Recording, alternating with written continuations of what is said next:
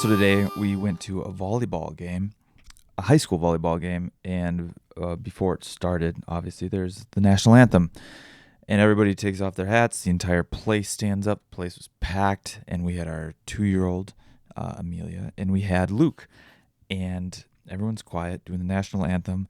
And Amelia stops to look around why no one's dancing. She goes, "Why no one moving?" And I just started laughing a little bit, and then the music started playing. Dun dun dun dun dun dun, and she started moving her hands into like a circle and started swinging back and forth. She was dancing to the national anthem, and I was supposed to be looking at the flag, and I could not take my eyes off of my daughter. And then I look over because I'm on the other side of the bleachers from Carrie, and Carrie's smiling and trying to hold it in while we're watching the national anthem, right? We're supposed to be standing there silent. And then, I don't know if you've noticed, but the national anthem kind of picks up right in the middle. You know, it starts to get a little more, the beat would drop, sort of, you know? And Amelia felt that and started jumping around like a bunny, shaking all the bleachers while nobody else is moving in the entire place. And Carrie looks at me and just goes, "Tell her to be quiet." She whispers at me, and I'm like, "She's a kid, and this is kind of funny and awesome." And I just allowed it to happen. Should I have? I don't know.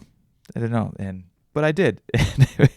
And I'll never get that out of my head. And every time I hear the national anthem again, I'm going to want to, I don't know what that move is called. It's you know, you make your fists and you move them around in circles. And it's the best. That was tonight.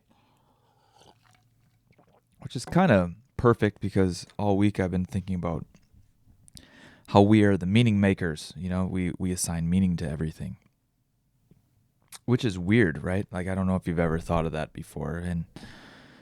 And our brains just kind of assign meaning. There was this summer, I had a family member. I don't know if he wants his name told, but he was talking about swear words and how fuck is a bad word and we shouldn't say it. There are other better words so you should just never say bad words. And I was like, I understand what you're saying, but like who made it a bad word, right? It's just sounds. It's sounds that we make with our mouth, like you know, they're just sounds. And until we have assigned the meaning to it, whatever the meaning is, that determines when enough people agree on that meaning. That's kind of what happens. So in our society, United States of America, I suppose, and it's probably some other societies, fuck is a bad word. Enough people have agreed that those sound waves coming out of our mouth that we have made with our vocal cords and our tongue, the air that comes out of our mouth, has made this a bad word. And I told him we assign the meaning, and I took the argument of it depends how you use it, right? And like you can fuck ever be a good word? Can you say, "I really fucking love that person," or you're just adding a little bit of a hit, like an emphasis? And he's like, "Yes, I see what you're saying, Shawn, but it can be used other ways. Like you could use a different word than that." I'm like, "But then that word isn't bad, you know? Like it's bad because of association of all these other, like what we have deemed it to be, you know? Like so the meaning making, I've never really been on board with that. I've kind of seen through it. Like, if we were in a different country and someone called me something in their language, but I don't know what it means, I wouldn't give a shit. I don't care. I don't care what they say about me and scuba dabba doobie dabba doo. Like, what the fuck does that mean? All I've heard is Scooby Doo in there, you know? And it's a good cartoon sometimes, you know?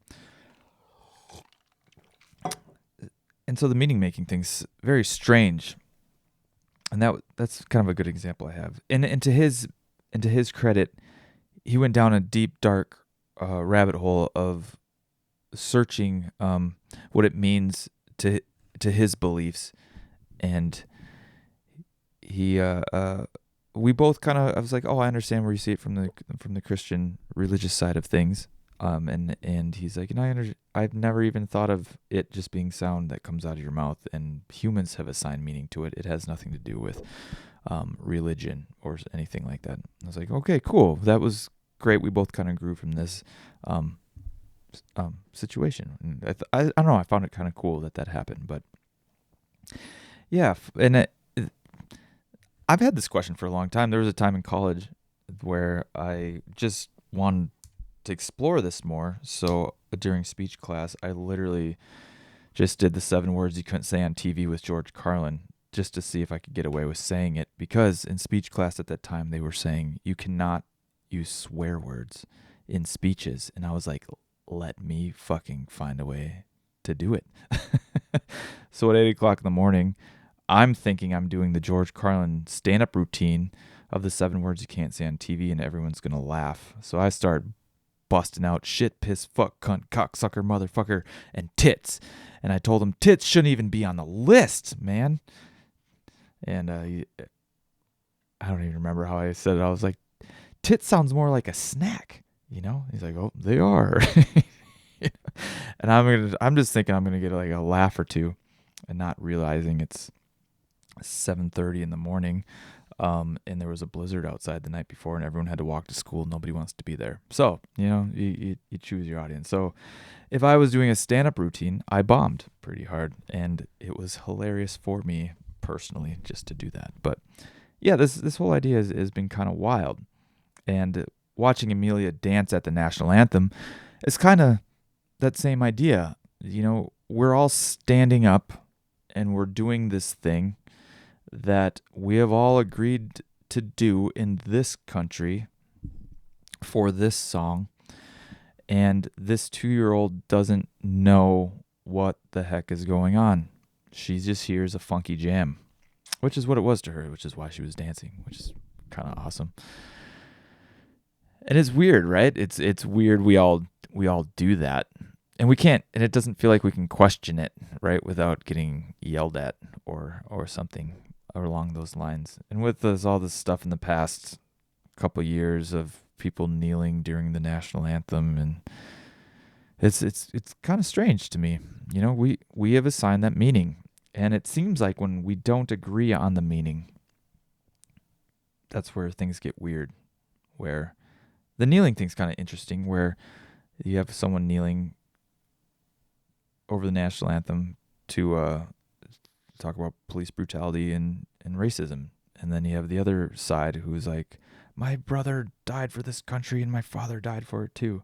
You're like, ooh, yeah, those are totally different things that this represents, and there isn't agreement on it.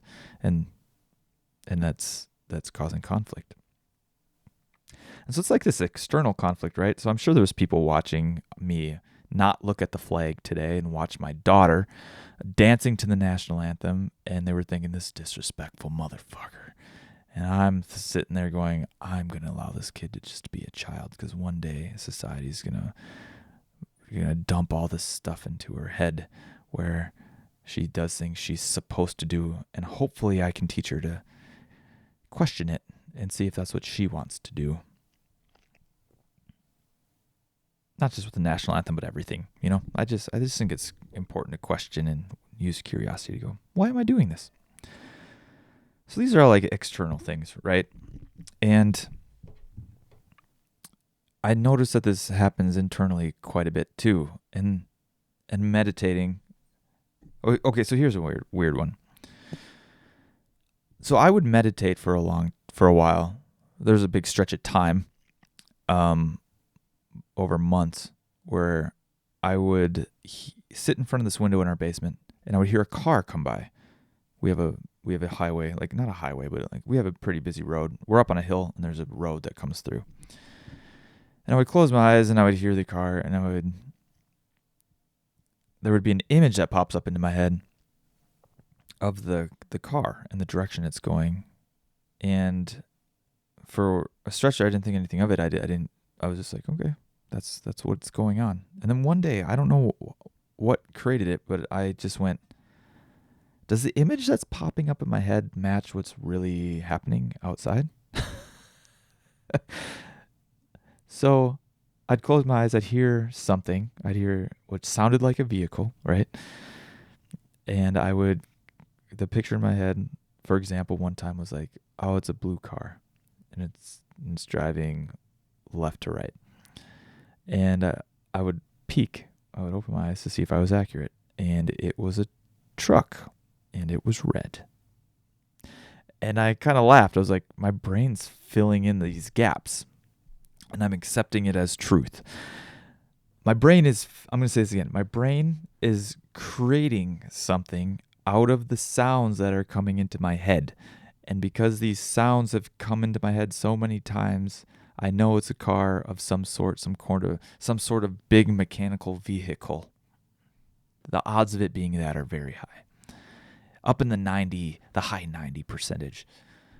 But how do you pick the color? How do you pick the direction it's going? How do you pick who's driving it? And for whatever reason, your brain fills in the gap because it doesn't like an open loop. I've noticed that as well from meditating quite a bit. So I have I did this for a long time, and every time, except maybe once or twice over weeks, it was inaccurate. The image in my head did not match what was happening outside on that street. It's freaking weird, right? That's insane. And then it makes you go like this. If you are meditating, or if you're sitting here listening to this, I don't know how many people are actually listening to this. Like, when does my brain do this in other situations? And that's a mind fuck in itself. Like, someone talks to you, and maybe they just say something to you at work. I don't know. And you might, there's all these things called like mind reading. You might go, oh, they were thinking this about me, and that's why they did what they did. And you're like, well, how accurate is any of that? Did my brain just create that out of nowhere? And then you go, why did it create that out of nowhere? Or I've been doing this with Carrie sometimes too. She comes home, and then, she immediately wants to go to bed.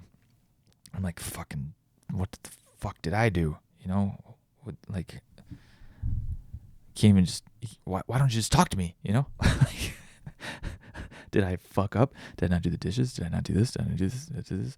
And then when we finally talk about it, the next day after she sleeps, she was like, I just felt so sick after work today. I just had to go to sleep, and I just needed to somehow get my energy back. I'm like, okay, so my brain created these scenarios that aren't real at all, and I accepted them as truth and wanted to go. And I just created more stress and worry for myself.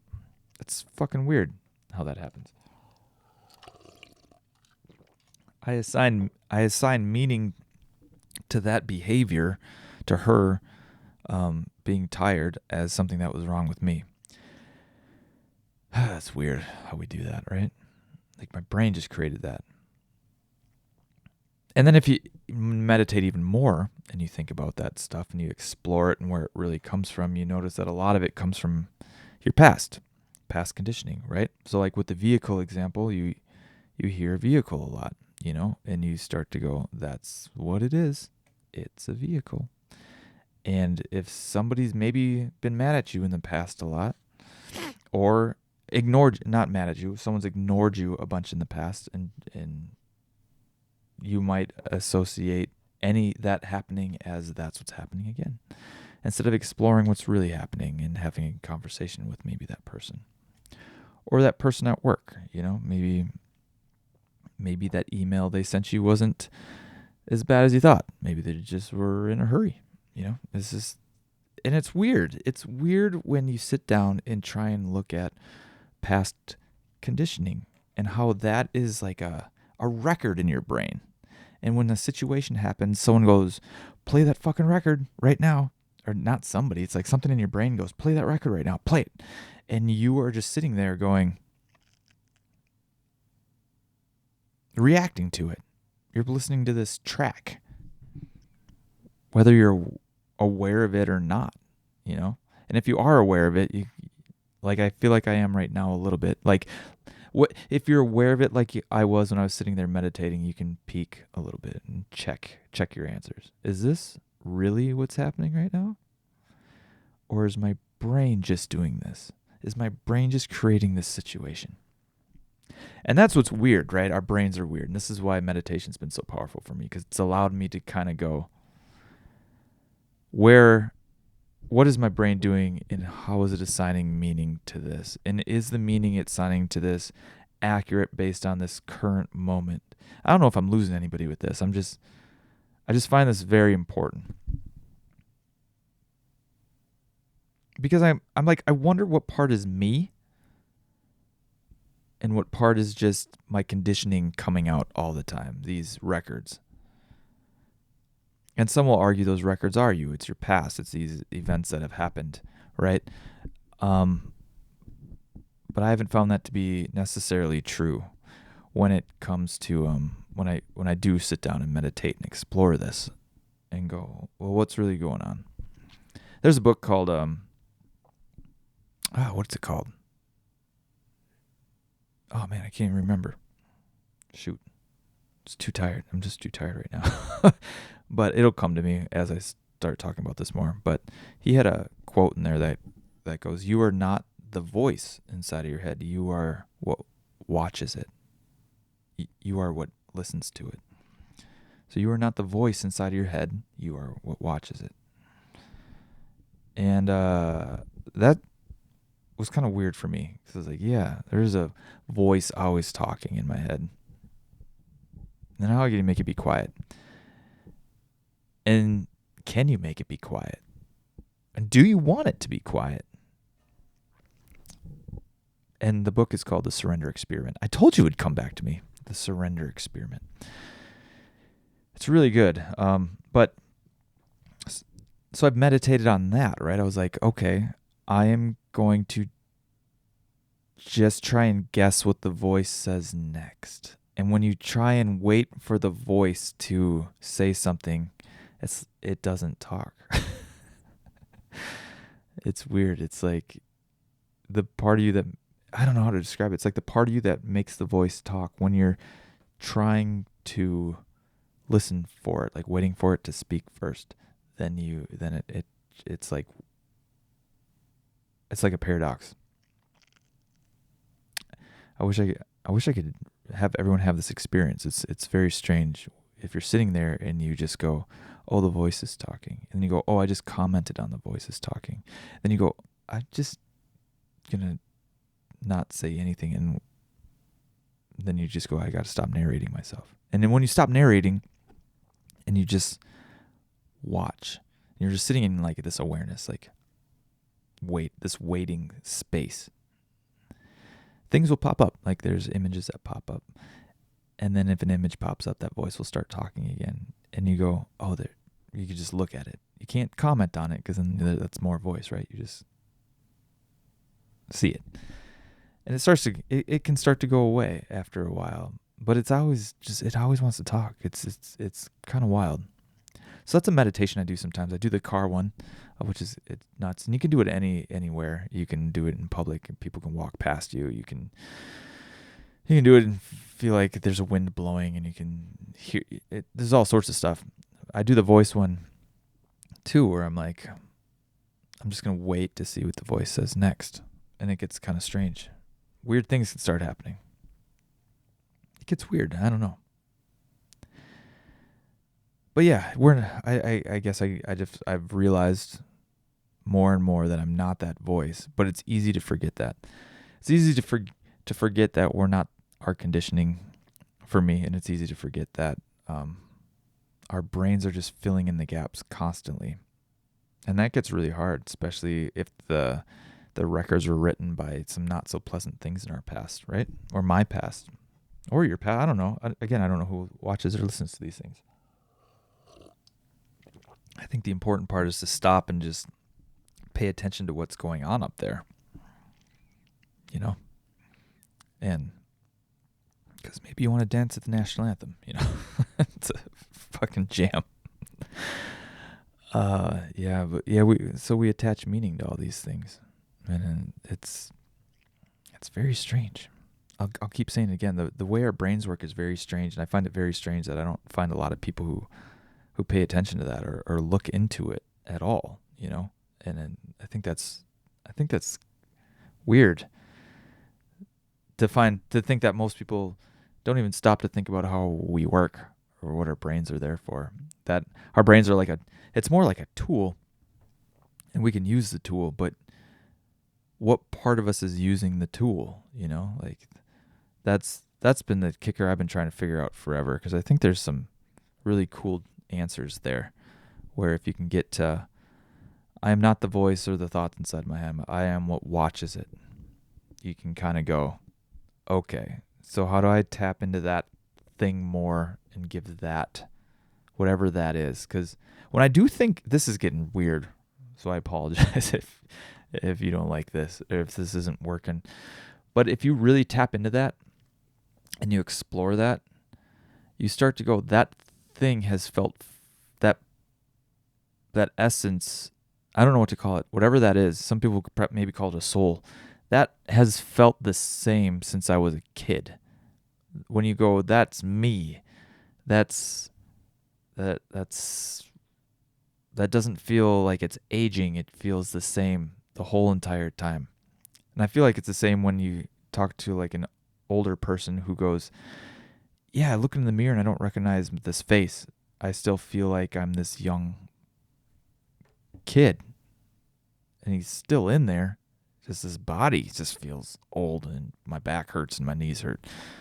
And I think, yeah, that's probably that essence piece, right? That part that can feel, that child, that's like that kid in you never goes away.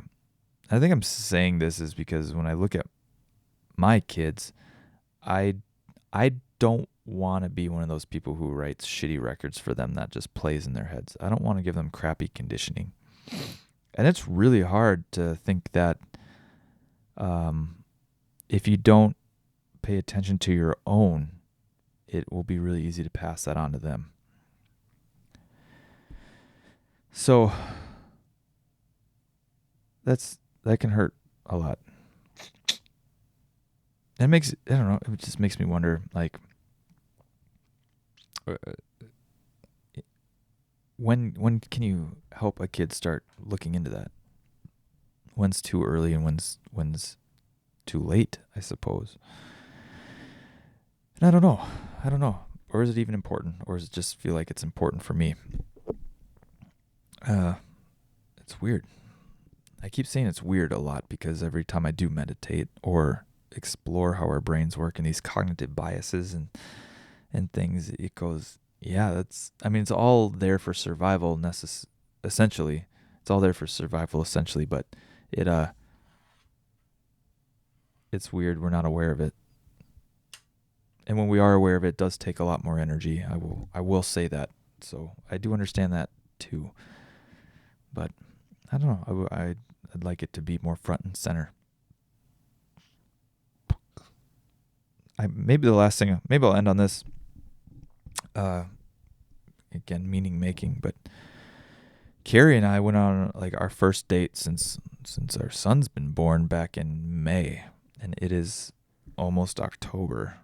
It's the end of September, and it feels like, as parents, maybe I just feel like this. I don't know if I should even talk about this, because maybe this is just how I feel, that it's been really hard to connect with my wife, because I think we're both just into, let's make sure our kids don't die. Let's just do all the things we're supposed to do, and they're very demanding of your time and energy. And even when we got tickets to Louis C.K., we were both like, I don't know if I can leave my kids that long. It's like, it's hard. You just want to be around them all the time. And long story long, it gave us a really good place to talk. I shared some things about how hard it is, how I feel like a crappy parent, and then how a lot of times I feel like the kids would be better off without me.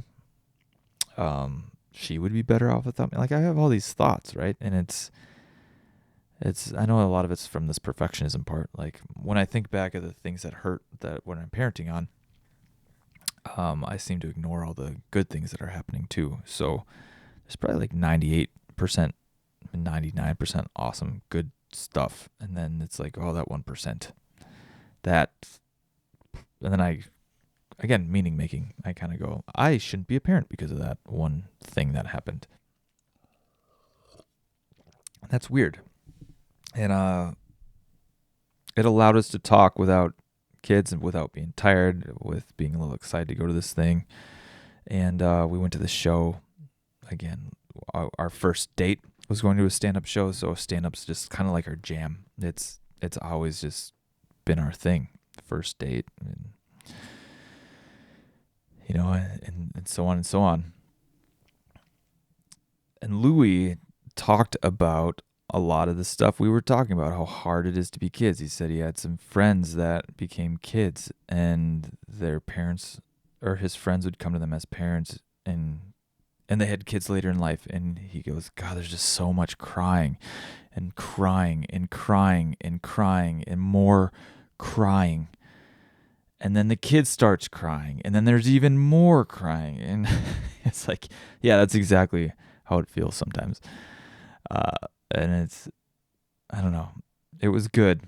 There's one joke I want to say in here, and I know this is like against stand-up comic rules, but he says, remember when your parents would say, you need to eat all their food? Let me try that again, because now I feel like an idiot. He's like, remember when your parents would say, you need to eat all of your food because there's starving children dying in Africa? Surprise! They weren't dying of starvation. They were dying of AIDS. I laughed way too hard at that joke.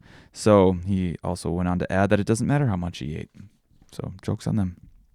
Funny kid joke right there. But yeah, we got done. I laughed really hard. Carrie laughed really hard. And we talked the rest of the way home. We had like an hour to this show. And it felt good. It felt guilty to take some time for ourselves, even though it was only 5 hours. We left at 5 and we got home at like 10:30, 5.5 hours. But we felt refreshed. We felt super refreshed, and we felt like we were happy to be home. And I don't know. It's maybe it's just a warning. Not even a warning. Maybe it's just like a reminder that it's okay to fill up your own bucket. And it's hard, but even though it's hard to do that. And kind of like all that stuff I was talking about earlier, like, why is it hard to do that? Like, what rule, what was put into my head at an early age where I can't do that? Or what was put into my head at just younger version of me? Maybe it wasn't at an early age that I can't put myself first. Like that record's being played, right? That record's being played in the same way the national anthem was being played, and everyone stands up and put their hand on their heart and takes their hats off and stares at a flag. And I know it's a sign of respect, but Amelia didn't have that. She doesn't have that yet. And so she wasn't disrespecting the flag. That meaning hasn't been made for her yet. So yeah, maybe I just need to meditate on this more. But yeah, this is where I am this week. It's been a week again, but yeah, thanks for listening to my rambling, you guys. I appreciate the people who do listen to these. It's not a ton, but the people who do, it feels very quality, and it's fun having these conversations with people who reach out to me afterwards, and they give me their 2 cents. And I don't know if they're helping anybody, except for the fact that sometimes they're like, oh, you're saying the stuff I wish I could say, or I thought I was the only one. And so if that's that, maybe use this as permission to say whatever you want to say. There's probably other people who need to hear it too. So, all right. I love you guys. Life's meant to be experienced, and curiosity will get you there. Bye.